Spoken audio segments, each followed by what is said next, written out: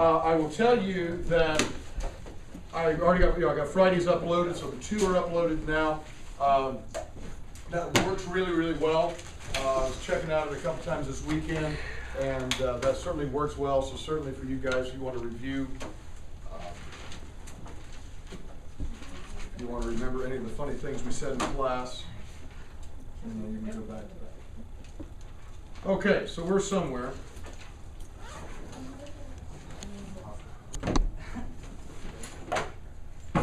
What time do we get up?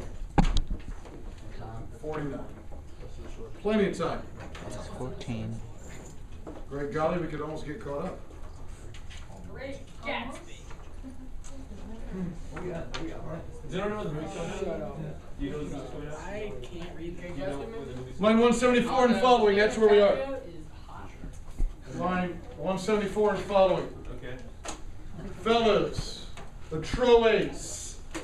Troes egressi sunt, says Virgil in 170 true. The Trojans have just what?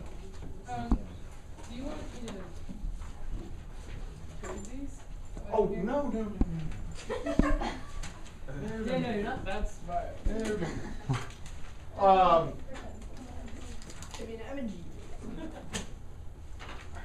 You could. I was looking at Wells, and I was like, oh yeah. Matter of fact, you could probably just teach this. Why sneak out for a late lunch? Okay. Yeah, sure. Guest lecturer today will be Danielle Heflin, while the teacher, you know, Scopes out of town. goes out for lunch. Okay. He goes out, he has some business relations. Whoa! In light of things said before the camera was running, we really can't go there. That's why you need to skip town. Wow. No, seriously, 172. The Troyes egressi sunt, he said. They disembarked, right? They departed from the ship, and they had finally gained possession of Potiunter the Optata Harena. What kind of sand? Optata.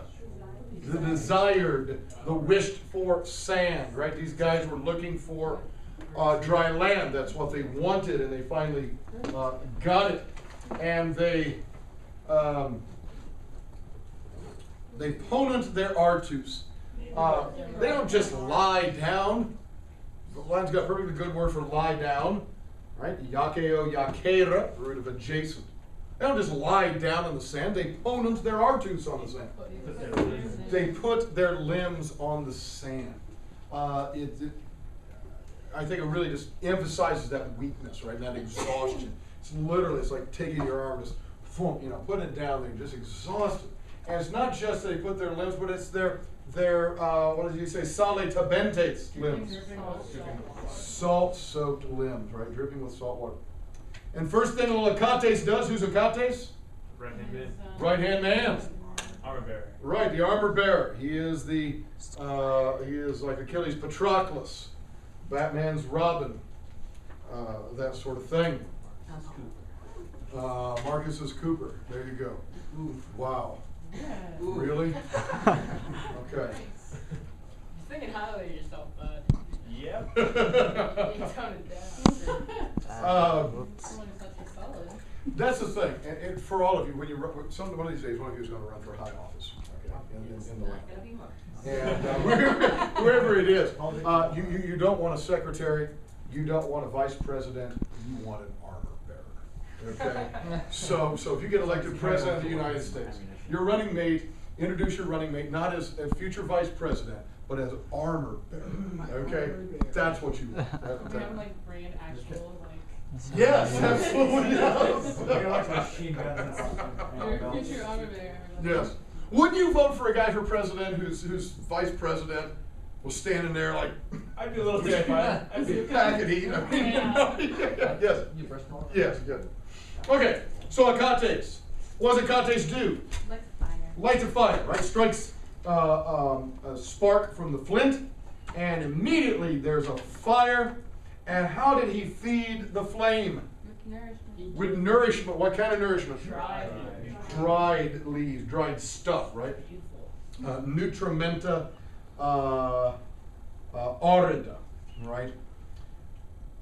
Then, and this is where we had to stop on Friday.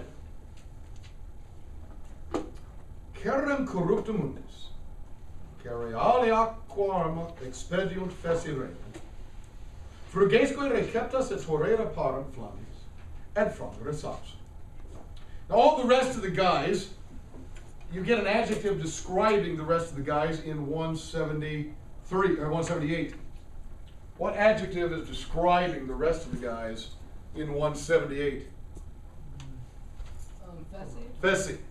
Right, so the rest of the guys being fessy. Tired. Right, they're exhausted. But nonetheless, they expediunt the carrera. Carrera. Whatever expediunt means. They bring out carrera. Grain. It doesn't say frumentum. Frumentum is a generic word for grain. It literally says they bring out what? Or who? Series. Right? Alright, so you've got metonymy. Right? So when you have that related concept, say somebody's a real Benedict Arnold. What do you mean? Traitor. A real traitor. Okay? So to say, hey boy, you know, we're all out of series. Well, what that really means is we're out of grain. You stand That's in. Likewise, with cereal, right? And likewise, Bacchus. Bacchus is often used as metonymy for what? Wine. Bring down the old Bacchus. What you really mean is bring down the good wine. Okay. Well, I was going to make a modern comparison, but then I'm conscious of the fact that we're on video here. If you just pause it. Well, I don't know if he knows how to pause. Don't fool around with that. I don't want to fool around with that. Don't you just press the button again? All right, Jack Daniels, right? Oh, yeah. Yeah. Well, obviously, somebody says, you know, I want a bottle of Jack Daniels. Well, first of all, Jack's been dead for quite a number of years. Second of all, I don't think you want a dude in a bottle. That's not what you're asking for, right? You're asking for this product that bears the maker's name, right? Similarly with Bacchus and Ceres. However, it is Ceres or grain that has been corruptum undis.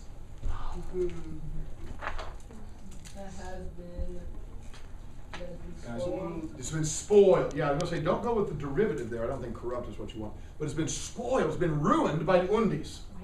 By the waves. So they bring out, that should be dry. Of course, water's gotten into it. It's gotten wet. And they bring out the cerealia arma. Now, this is one of my all-time favorite phrases of Virgil. Cerealia arma. Yeah, cereal weapons.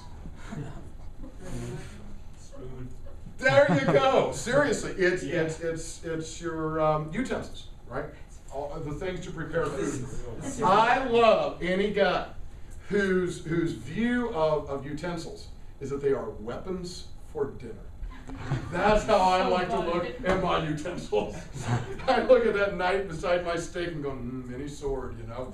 See that fork, you go, pitchfork, you know. That's how you want to see. That's how you want to see your utensils. So they bring out the cereal weapons, a hilarious line. Right, the weapons of Ceres. These guys who are fessy rerum, they're just tired of rerum. Tired of Things, they're just tired of stuff, man. They've just been beat up and so forth. And unfortunately, we kind of break over the page here. The key verb for the next half of this is what? Minimac. Fronger is an infinitive. Parant.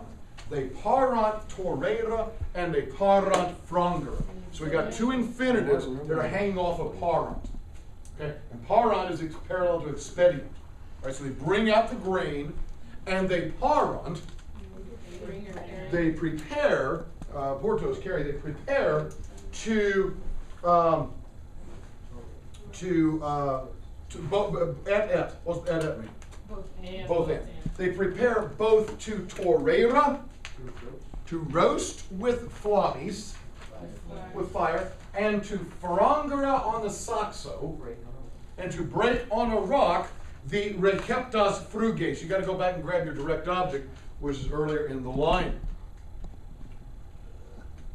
The fruges receptas, the recovered grain. Right, so they're going to get the grain out. They're going to see how much has really been ruined, how much can be salvaged, and then they're going to roast it and then they're going to break it on the rocks, and of course that would probably be to make what? Bread. Probably make bread. Yeah. With grain, it gets wet. This is like, how does that? How's it boiled? Yeah, because it's like, It's all grain. It should. like, isn't that kind of like oatmeal? Why get my sandwich? Well, this is the first reference to oatmeal, boys and girls. I mean, I'm just like saying. It was like, bound to happen. It was bound to happen. Before this, the world had not known oatmeal, and here it was. And they're going, wow, this is really good. Does anybody have some cinnamon? Here's the thing.